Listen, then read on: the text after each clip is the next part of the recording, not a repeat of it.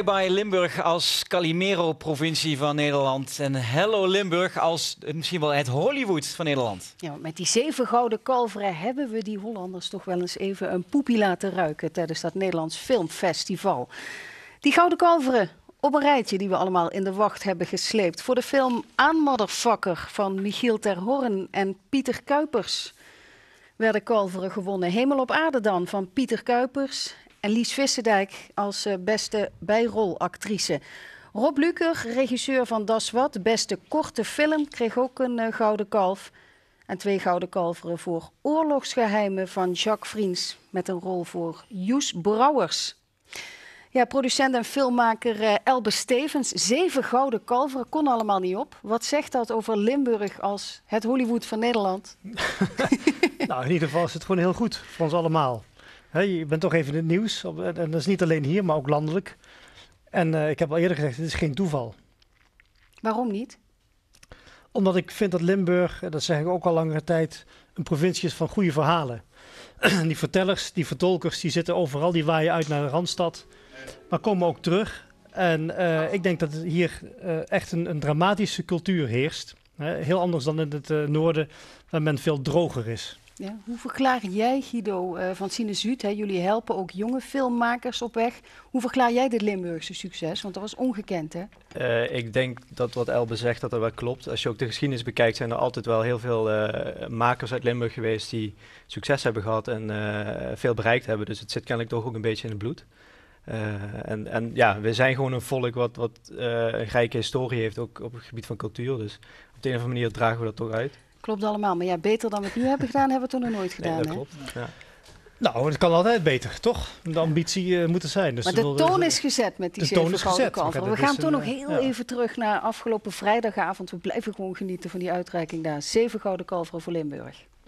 Het gouden kalf voor beste scenario 2014 gaat naar Anne Barnhoorn voor Aanmotherfucker.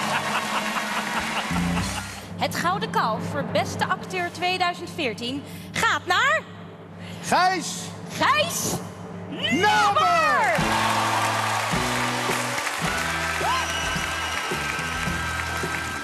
Het gouden kalf voor de beste film 2014 gaat naar Aanmotherfucker.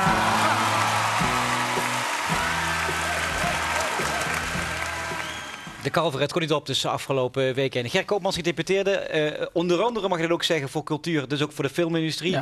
Ja. Wat zegt dat over de Limburgse filmindustrie? Is dit meteen een bewijs dat het inderdaad zo rooskleurig is op dit moment, zoals Elbe verkondigt? Nou, ik denk dat er allereerst gewoon een aantal goede mensen zijn in Limburg die op het juiste moment in hun producten de goede dingen gedaan hebben. Laten we het zijn vooral verdiensten van hunzelf. En dat kan natuurlijk. Ik denk dat we zeker niet moeten vergeten dat de toneelacademie in Maastricht gewoon een van de beste, zo niet de beste toneelacademie van Nederland is. En dat alleen al is een hele belangrijke randvoorwaarde. Maar dan heb je het alleen over de acteurs. Hier waren natuurlijk heel veel gouden kalveren, ook voor producers en regisseurs. Ja, dat is waar, maar alles hoort bij elkaar natuurlijk.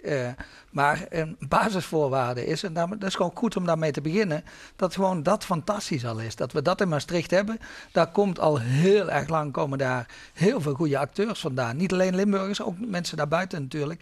En dat is al belangrijk om te constateren. En daarnaast, ik denk dat Elbe gelijk heeft. Natuurlijk, er is hier ook een cultuur er is hier sowieso veel aandacht voor cultuur. Veel meer dan nog in vele andere provincies.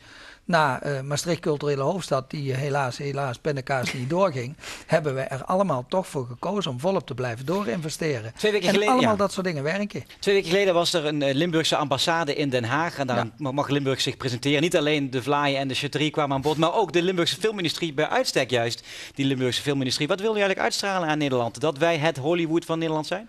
Nou, dat vind ik zo'n groot woord, maar we zijn zeker een provincie die op het filmgebied van alles nog wat te bieden heeft en ook wil gaan doen. We gaan ook aan de gang met een soort van filmfonds. Daar heeft mijn voorganger Noël Lebens al het voortouw voor genomen. Dan hebben we een aantal middelen, ik geloof dat 6 ton is, alvast voor een soort pilot gereserveerd. Waardoor we voor een aantal films financiering kunnen regelen. Want je zou kunnen zeggen... Behalve goede mensen, goede omgeving, et cetera, heb je ook centen nodig. Maar juist, ja. Is dit een lift-off naar veel meer centen, naar nog meer aandacht voor die filmindustrie? Nou, dubbel denk ik. Ik ben ook iemand die altijd wel probeert te redeneren dat je ook geld terug moet proberen te verdienen. Niet alleen indirect, doordat als je bijvoorbeeld als ijs neerzet, dat is een film hier opgenomen wordt of gemaakt wordt met Limburgs geld, dat je hem ook hier moet opnemen, dat het ook een beetje herkenbaar moet zijn. Ja. Zoals je dat met Flikken bijvoorbeeld ook ziet. Iedereen vergeet dat. Dat is ooit begonnen met in het begin, ik geloof 2 afleveringen, dat daar wat subsidiemiddelen bij zijn gekomen. Dat is niet meer zo. Daarna nooit meer. Ja. Maar het is natuurlijk wel perfecte PR. Ja, maar u zegt, het moet sowieso geld kosten. Hè? Je zou kunnen zeggen nu, en opleveren, maar er gaat ook geld in natuurlijk. Veel subsidie, 6 ton. Je zou kunnen zeggen, is niet meer nodig, we zijn binnen. Als filmprovincie, dat is maar weer gebleken. Dat is een beetje een populistisch gedachte natuurlijk. Als je kijkt naar eigenlijk alle filmindustrieën overal in de wereld, dan is subsidie noodzakelijk. Zelfs in Hollywood worden daar gewoon honderden miljoenen euro's of dollars ingestopt om te kunnen leven, zeg maar. Door de overheid. Ja, staat Californië en Amerika. Maar ik denk dat film ook een heel sterk economisch middel kan zijn. Hè? Wat meneer Koopmans net ook zei. Als je er 1 euro instopt, kun je er ook 3 terugkrijgen voor je regio. En dat zien we bijvoorbeeld in Rotterdam. Hebben ze een tijdje een fonds gehad en een commission, heette dat. Rotterdam Media Commission. En daar zijn nu berekeningen van. Als er 1 euro in werd gestopt, leverde dat 3 euro op voor Rotterdam. Dus het kan een heel sterk middel zijn ook om juist die regio economisch te versterken. En hoe kun je er nou voor zorgen dat al die producenten en regisseurs die nu in de prijzen zijn gevallen, dat die ook hier blijven? Want we weten van vroeger, Huub Stapels, De Buurmans, noem ze maar allemaal op.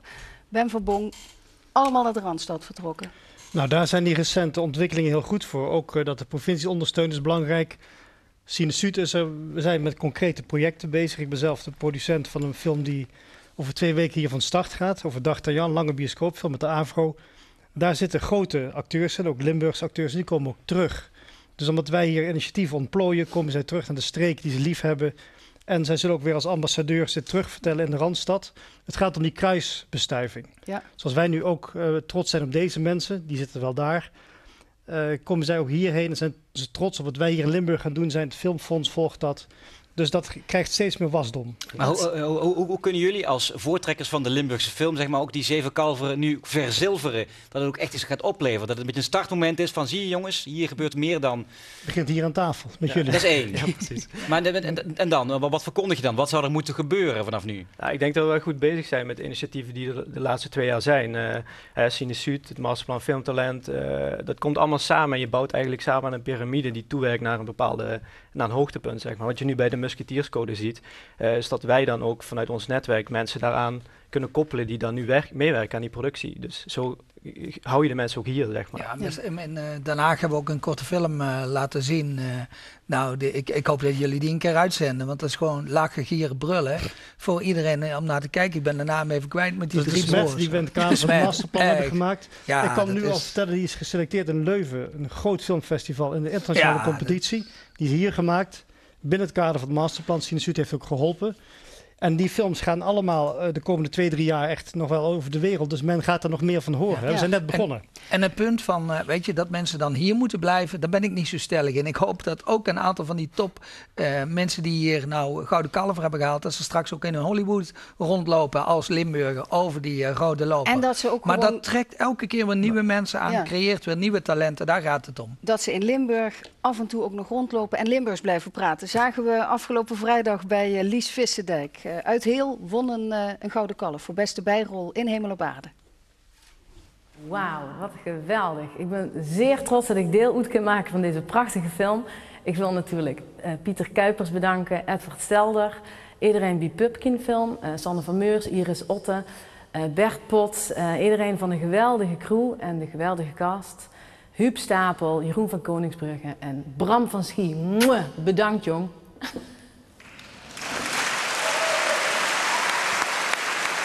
Ja, meneer Koopmans, betere PR voor Limburg kunt u toch bijna niet krijgen? Ja, fantastisch. Krijgt u er zo bij? Ja, nee, maar dat is ook fantastisch. En daarom is die wisselwerking tussen mensen die op een nationaal podium succes hebben en dat er gewoon uitstralen en laten zien dat ze van hier zijn, van Limburg zijn.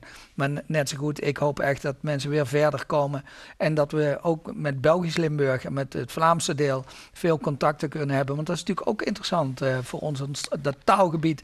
Daar moet je ook de voordelen van elkaar met elkaar delen. Ja, want daar zijn jullie mee bezig, hè, Guido, bij Sinusuut. Ja, met de Euregio, hè? Ja, we hebben toevallig vorige week een Interreg-subsidie goedgekeurd gekregen, waarin we dan ook concreet gaan samenwerken met voornamelijk Genk, Aken, Luik. En dat wordt dan wordt een soort production and location guide is dat, waarmee we dus de regio op de kaart willen zetten als filmgebied, zeg maar. Ja, dat gebeurt al vanuit de provincie zelf ook. Zou je niet zeggen, meneer Koopmans, dat zou nog meer kunnen? Dit is echt zo'n moment, misschien wel een eikmoment van nu moet je het een beetje grijpen.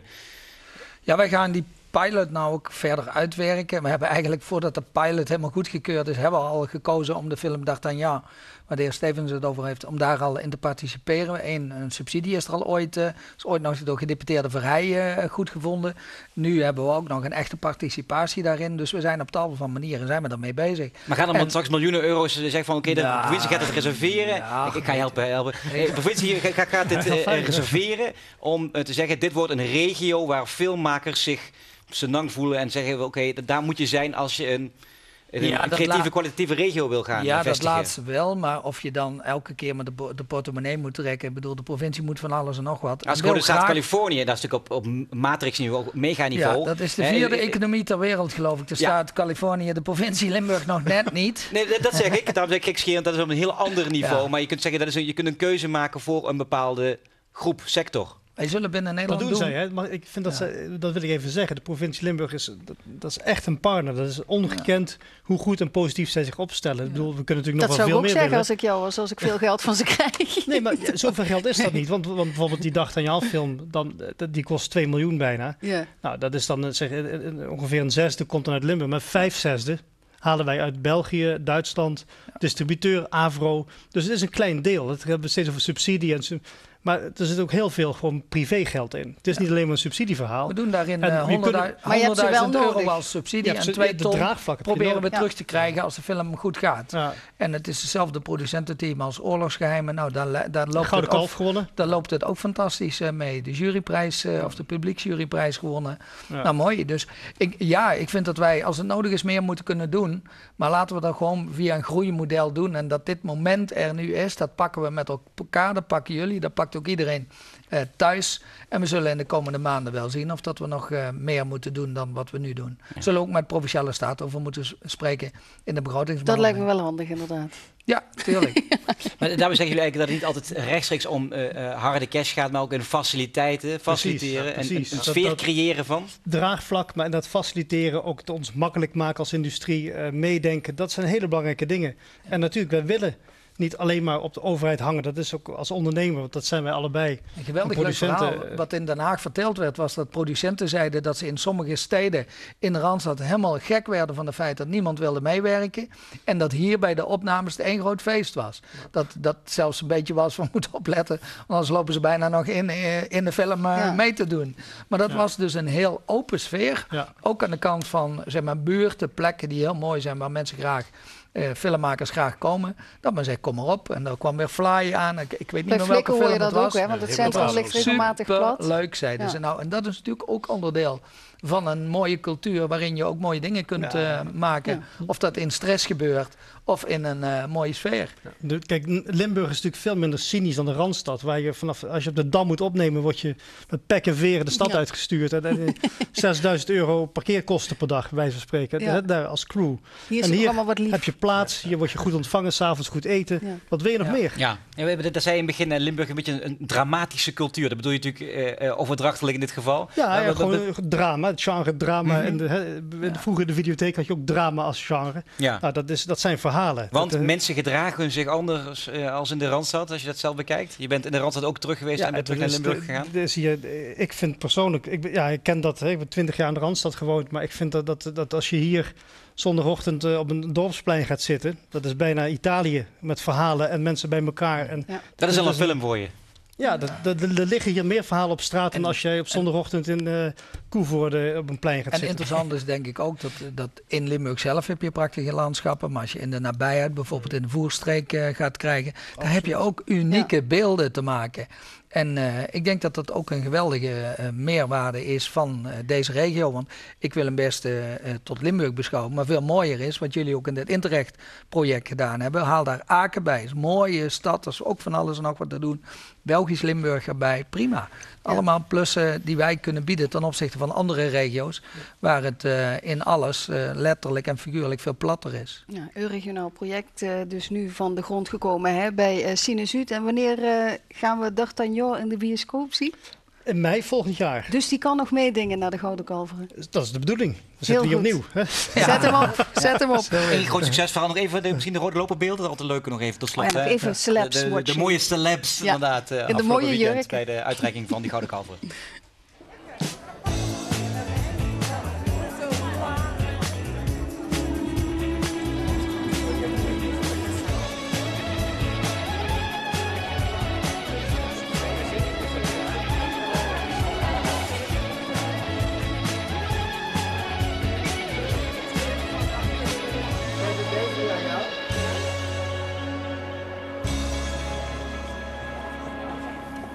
Onze eigen kleine diva Joes Brouwers komt bij jou in D'Artagnan ook. Hè? Volgend jaar kan die zo weer de rode loper op. We zien het, het gaat hem goed af. Filmcultuur, nu gaan we naar andere cultuur.